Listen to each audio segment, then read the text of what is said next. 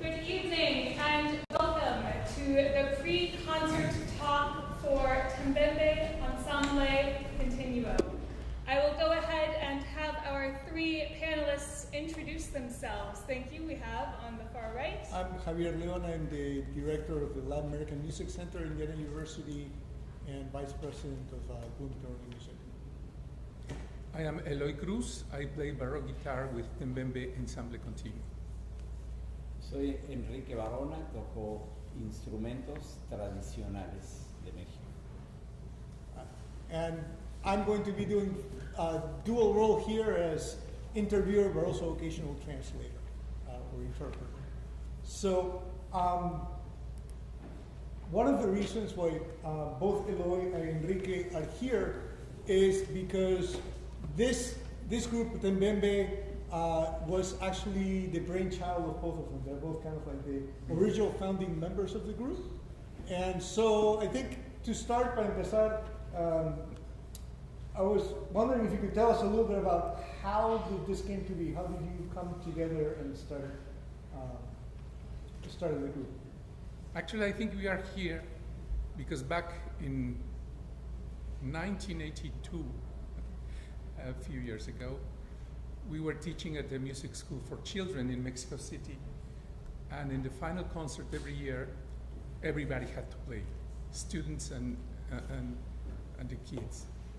And I played some baroque pieces on my baroque guitar, the one I have today, from a Mexican manuscript called Códice Saldívar from 18th century Mexico. And when Enrique heard those pieces, he said, some of those pieces you are playing are just like Mexican sones of today, of the 1980s. And I said, how come? They are from 18th century. I mean, they are too far away. And most probably this Mexican manuscript came from Spain. So it's too far away in any single way. But he said, I don't know, but it's the same. So I don't know when this happened, but we started to collaborate and to interrogate the sources, the living sources of Mexico, of Mexican traditional music, and the historical sources in the books, especially those of Hispanic baroque guitar music.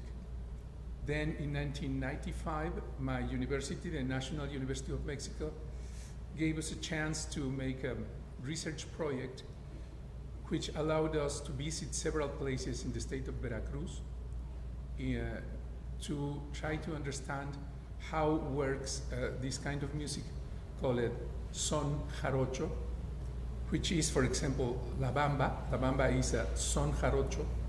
And we started to assemble things together to discover that the main form of Mexican traditional music in 19th, 20th, and 21st centuries is called son, and it is distributed all in the Mexican territory and abroad, including some parts of Texas and New Mexico and several parts of Central America. And we discovered that the roots of this music, just as our language, Spanish, came from Spain, but had been adopted by many different communities in our country. And this, as long as it was a musical collaboration, became the musical group that today we know as Tembembe. Enrique, ¿quieres añadir algo? ¿Cómo se conocieron? Sí, exacto como acaba de decir Eloy. Él tocaba música barroca con su guitarra barroca y yo tocaba música tradicional mexicana en una escuela. Dábamos clase por separado. Él tenía sus propios alumnos, yo mis propios alumnos, pero cuando tocábamos veíamos que había similitudes armónicas, melódicas y rítmicas en las cosas que hacíamos. So they were both, he's saying that when they were both teaching at the same kind of school for children, they didn't really interact all that much. He had his students and play Baroque music and kind of taught Baroque music. And meanwhile, he was teaching kind of folk music and playing his own instruments. But then as they started kind of having to share a stage during kind of various school activities, he began to notice that there were all these similarities between the different kinds of music that they were playing. There were similarities in terms of melody, in terms of rhythm, and in terms of harmonic patterns or chord progressions. Y el colmo fue cuando una pieza que él tocaba se llamaba el fandango y la que yo tocaba era el fandanguito y estaba en el mismo tono, con el mismo ritmo, todo exactamente igual. And the thing that kind of made it all kind of click into place is that Eloy had been playing a piece called el fandango, which is we'll talk more about what that term is. And meanwhile, he was playing a piece of his own called el fandanguito, the little fandango, and they began to notice there was exactly the same tunes, same rhythms, same melodies, and that's kind of what it made all kind of click into place. Y pues para resumir, después de un proyecto de muchos años, eso ocurrió hace como 25 años, ahora estamos seguros que para nosotros la música barroca no ha muerto, sino que cambió de nombre y evolucionó hacia otras cosas, pero sigue estando viva en América. So he says that, you know, after more than 25 years of doing these kind of collaborations and explorations, what they've kind of concluded is that Baroque music never died. It has actually continued to live on in the Americas under other names and new forms, but it's still alive and well, continuing to develop.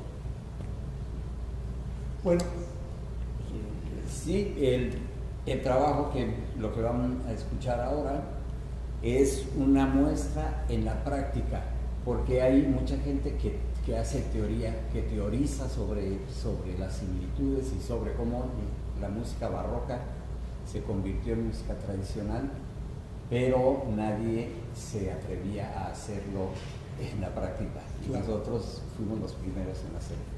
So what you're going to hear tonight is actually this really remarkable moment where theory is actually being put into practice, right? So musicologists, people like me, have been kind of theorizing about the potential connections between all of the different, contemporary repertoire and old repertoire.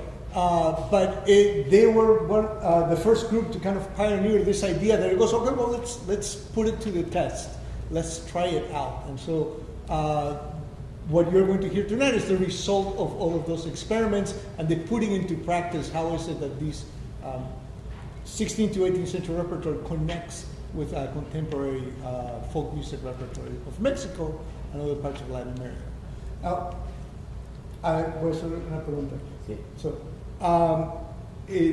So if you notice, if you have your program inserts, you'll notice that the theme is precisely this. It's called a Baroque fandango. So the whole concert is built around this idea of that one piece, the fandango, that's connected. So I'm going to ask both Eloy and Enrique to talk a little bit more about what exactly is a fandango and what do we know about a fandango and its multiple meanings. Entonces, la idea es de que ustedes discutan un poco qué es el fandango, los diversos significados, ¿no? Porque el siglo XVI es otra cosa. Sí. Okay, the word fandango exists in the Spanish language from late 17th century. And according to an anthropologist, a friend of us, the term originated in the Caribbean basin somewhere, and it's an Afro-Caribbean word. The fandango became the like one of the brand names of something Hispanic in 18th century. The fandango was both a dance and a party, a fiesta of this dance. It was so popular that the fiesta itself became known as a fandango, but originally it was the name of one single piece. It was so popular that even Giacomo Casanova, in his memoirs, he wrote, when he visited Spain, he wrote a full description of the fandango, telling that it was like a ritual of the approach of a woman and a man, and it tells the story of this boy who meets this girl, and it comes from the very beginning to the very, very end in terms of Casanova. So obviously it was not a very fast dance, but it was a very sensual dance. And it was just like the brand name of Spain all over Europe. And this, the fiesta, the version of the name, that was a party, a fiesta, a dancing and singing party, was extremely popular both in Spain and in New Spain, which now is Mexico, and all of Latin America. There are many dance teaching books that instruct people how to behave in fandangos to avoid fighting, because they were challenging each other to dance in this way or that, and then the loser was very angry, and there could be fights, so swords were not allowed into a fandango and so on. It was really like much more than a type of music or a type of dance or of celebration. It was just like a part of the Hispanic culture of 18th century.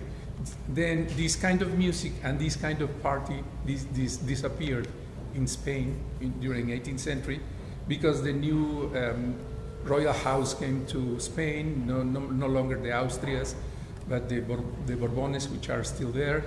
So the musical taste changed, it became more French or more Italian, and so the traditional music was forgotten. But in Mexico, it was preserved, and the name fandango is still the same, a dance, and the fiesta, which is extremely popular in many, many parts of Mexico, and Enrique is an expert in these kind of matters. ¿Puedes explicar un poco entonces de qué es un fandango en el tiempo contemporáneo? El fandango, que como se conoce ahora actualmente en muchas partes de México, es una reunión popular normalmente callejera. Se hace en las calles, se toma una calle, se coloca una tarima, normalmente es de 1,5 metros por 1 metro, donde se va a bailar, se va a zapatear, y es una reunión donde hay música alrededor de la tarima, bailadores, cantadores y versadores también. Hay gente que va a versar y que no toca ni baila, y que solo va a echar verso, y mucha gente que escucha. Entonces es canto, música y verso. So in Mexico today, fandango remains kind of a general term referred to kind of a party. It's basically like a block party. People will kind of do this outside. Mm-hmm. You would do it on the street or sometimes in parks. You see that in Mexico City, for example. And people will bring a tarima. Tarima is a large wooden platform. It's probably about 4.5, 5 feet long, if I did my meters to feet conversion correctly. And they put it there for the dancers. So dancers will go up in the tarima and kind of will dance to the musicians who are standing in a large circle around. And the idea is that everybody who's up at a fandango participates in one way or another. You either dance, or you play an instrument, or you sing along, or you recite poetry. Entonces, la gente que zapatea, que baila, también está haciendo música. Si los músicos que están abajo de la tarima escuchan algo que va fuera de ritmo, se callan. La gente que está zapateando y bailando también, o sea, la tarima es otro instrumento y la gente que baila está también dentro del ritmo. Es música. So it's important to notice that the dancers themselves, they're doing a tap dancing or foot stomping that is rhythmic. So the tarima itself is a musical instrument that is actually keeping rhythm. And so they are actually part of the musical ensemble. And so if the dancers kind of made a mistake and get out, the musicians will usually stop just to kind of, because the thing will fall apart, right? Or likewise, if the musicians get thrown off and the dancers. But the idea is that the dancers, as an entity, are part of the musical ensemble that is kind of surrounding it by these other musicians. Pero también en algunas partes, por ejemplo en el estado de Guerrero, que es donde está Acapulco, los bailadores también pueden imitar animales o pueden tener coreografías. hacer coreografías mientras están zapateando en la tarima, también hacen coreografías. And in some parts of Mexico, for example, in the state of Guerrero, which is where Acapulco is, some of the dancers will actually dress up and personify different kinds of animals. So in addition to doing all the dancing and remaining in sync with the band, they also have kind of specific choreographies that are kind of depictions of these animals as characters. So if you have your insert, I would kind of point you to insert. One thing that Eloy and I were talking about earlier that we wanted to kind of address or briefly discuss. If you notice, for a lot of the songs, you're going to see kind of these groupings of names, and oftentimes also of normally we have groupings or sets of songs, but if you notice, there's also kind of multiple composers or in some cases genre. So Eloy wants to explain a little bit how these groupings work and what's the idea behind these kind of collections. Yes, we are going to play several pieces, indeed, but there's only one that's all by itself. It's the celebrated Folia by Arcangelo Corelli, which we play in a Mexican style. The Folia is a piece, a kind of music that originated in Spain. Some people say that it was actually in Portugal, well, anyway, in the Iberian Peninsula, but became super popular all over Europe and America in 17th and 18th century. There are folias by basically every single important and not so important Baroque composer. And these folias by Arcangelo Corelli are one of the most famous, but he is an Italian composer. So we decided to play this kind of music, and Ulises, our violin player, when he heard it, he said, this sounds like son huasteco. Son huasteco is the version of Mexican traditional music in this region, not far from Texas, called the Huasteca region. So that's the only piece that is by itself. All of the other sets are actually groups of pieces that are together. For example, the first couple of pieces, El Caballero, Los Negritos, includes an old piece, El Caballero, which is from this book that I mentioned before, Códice Saldívar, from 1732, more or less, together with a traditional son jarocho called Los Negritos, probably originated in 19th century, but that was still popular in 20th century. The second set, the second couple of pieces, is a jácara, jácaras por cinco, que es E, by Antonio de Santa Cruz, a 17th century guitar player from Spain, together with La Petenera, which is a son de tarima from the state of Guerrero. The third one is Lanchas para Bailar, together with Al Pie de un Pino. In this case, Las Lanchas is a song, a dance from Peru, from northern Peru, from a manuscript called the Códice Trujillo del Perú from late 18th century, and together with a piece also from the state of Michoacán in Mexico. So it's 18th century and 21st century. Also the lanchas, it's interesting that it was forbidden by a bishop in Mexico, also in 18th century. The next set has 4 numbers, but it's actually 3. The guabina and the canta de Vélez are the same thing.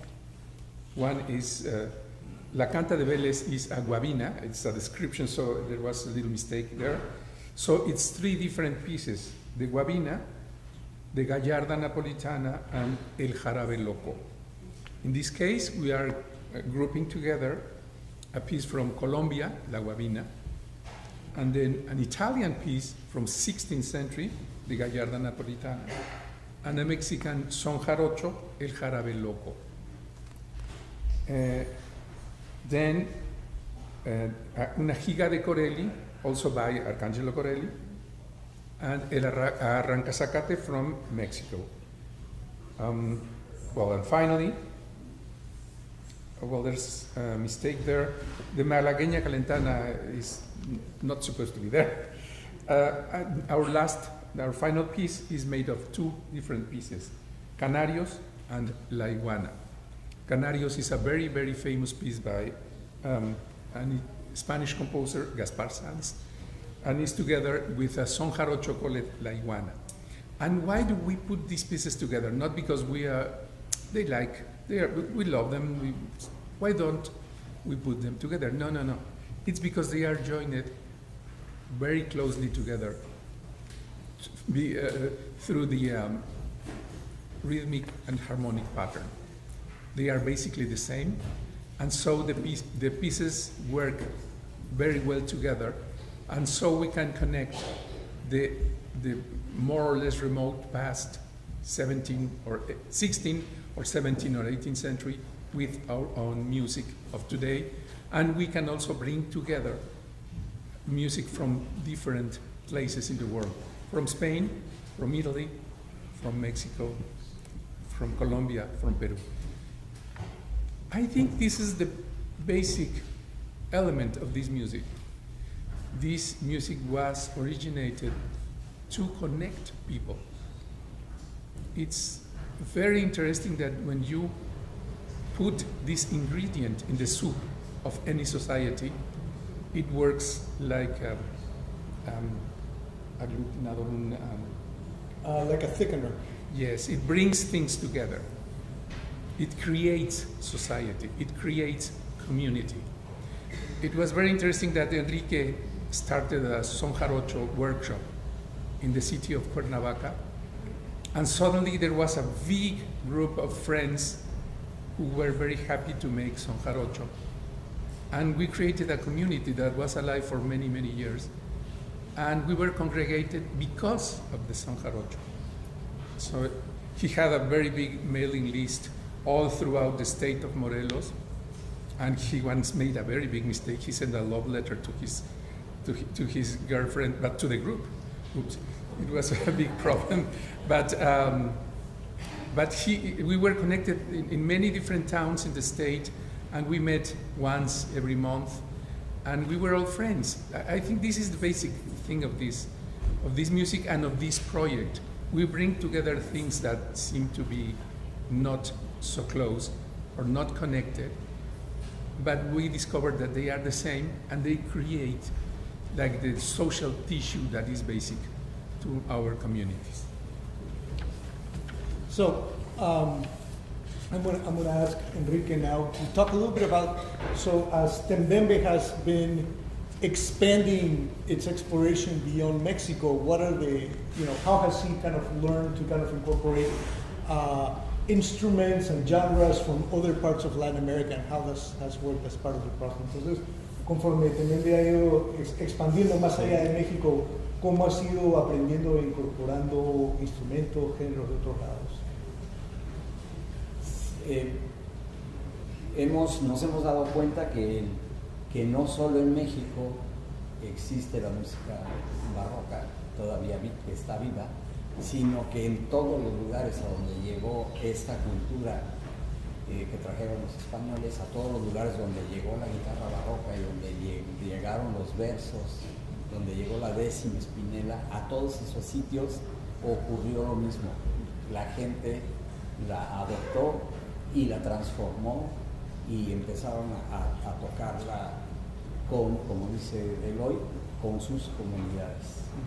So he said that they began to discover that Baroque music wasn't only alive and well in Mexico, but it had also been alive and well in pretty much every corner in the Americas, where a lot of these songs and these poems had kind of been able to reach. And so the more they looked into other parts of Latin America, they began to find correspondence, that sometimes the same text would show up with the same melodies.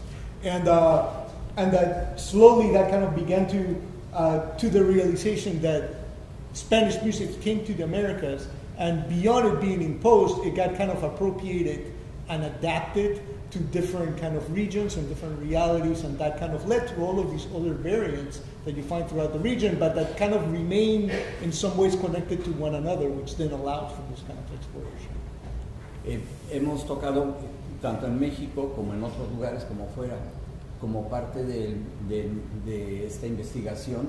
Hemos invitado a músicos a tocar en concierto, sin haber ensayado con ellos, en concierto, a que hagan su música y nosotros nuestra música, y ha resultado perfecto. Por ejemplo, en Quito invitamos, en Ecuador, invitamos a un tocador de rondador y tocó con nosotros sin ningún problema. So one of the things that has kind of affirmed this conviction is that when they've traveled and performed in other parts of Latin America, they've kind of gotten in the habit of inviting local musicians from other traditions to basically come in and sit in and play with them without any rehearsals. Just the day of the concert, they go up on the stage and they will play. And so they told me, for example, they were in Quito recently, and they invited a rondador player. Rondador is a special type of panpipe that you find in Ecuador. And he said that the performer can go on the stage, and there was not a problem. It's like he had been a part of the band the entire time. Otro ejemplo, fuimos a tocar a Panamá, y también ahí hay unos tocadores de otro instrumento parecido a la jarana, que se llama mejorana, y además el nombre es parecido. Y ellos tocaron su instrumento y versaron con nosotros como si tuviéramos tiempo ensayando. See, and there's another one was in Panama. They kind of met these musicians, the mejorana players. Mejorana is a local kind of guitar used a lot for poetry and singing. They noticed it's very similar to the jarana, and there's also the similarity in the names. And they said that when the performers kind of came in, it felt like they had been rehearsing this music for days. Y entonces la hemos incorporado cosas de Venezuela, por ejemplo, también, y de Colombia. Ya a nuestro trabajo ya lo hemos incorporado. Y también tienen de Perú. Sí. Y de Perú. Ahora, y también tienen a colombiano. Colombia, Venezuela, Perú. Sí. So they also kind of incorporated over time music from Peru, from Venezuela, from other parts of Latin America. And it also helps that one of the members, Leopoldo, who we will see a little bit later, he's from Colombia, so that also helps with the bridge. So we are almost out of time. Let me check my. Maybe if we have just enough time for maybe one question. Anybody interested in asking something to Eloy or Enrique? Yes, sir. I will repeat the questions.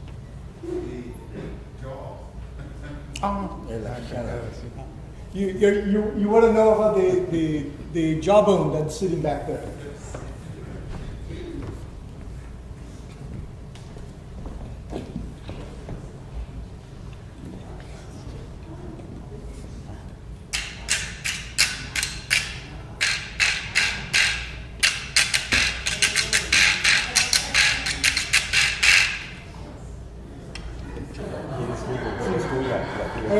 So, yeah, we're talking about this because that jawbone is actually mine. Because as you can probably imagine, trying to get through U.S. Customs carrying an animal bone is pretty difficult. So yeah, about 4 days ago, I got a text from Leopoldo saying, "Do you have a jawbone we can borrow?" I had two. So, but yeah, it's an instrument that you find in a lot of parts of Latin America, especially in places where we have communities of African descent. And it is used in many different ways, but usually variations of what you saw Enrique do, which is it acts both as a rattle when you hit the side and the teeth just kind of shake in between, but you can also use it as a scraper by rubbing a stick or sometimes a bone across the teeth. And yeah, you will find this in Mexico, in Peru, in Venezuela, in Colombia, in Brazil, in different parts of the Caribbean, in slightly different forms. En México se toca con un pedazo de cuerno de toro. En Perú antiguamente también. So in Mexico, they still play with a piece of horn that has been kind of honed down and shaped, kind of like a plectrum, like the picks that you would use in some guitars, which those used to be used in Peru, but they kind of stopped using them. For a while, people switched to huesos de carnero. Ram. Lamb ribs. Nowadays, you go to your favorite Chinese restaurant and pick up chopsticks and use those because the wood is really hard. It actually works really well. In fact, we've got some of those back there too. Well, thank you so much. Eloy and Enrique need a couple of minutes to kind of get ready for the concert, so we'll take a short break and we'll be back very soon. Una pregunta más de un señor hasta allá atrás. Oh. Ya no hay tiempo. Yeah, no, I think. Okay. So, thank you so much for joining us, and we'll be back very soon. Please help me thank you, Eloy and Enrique. Thank you.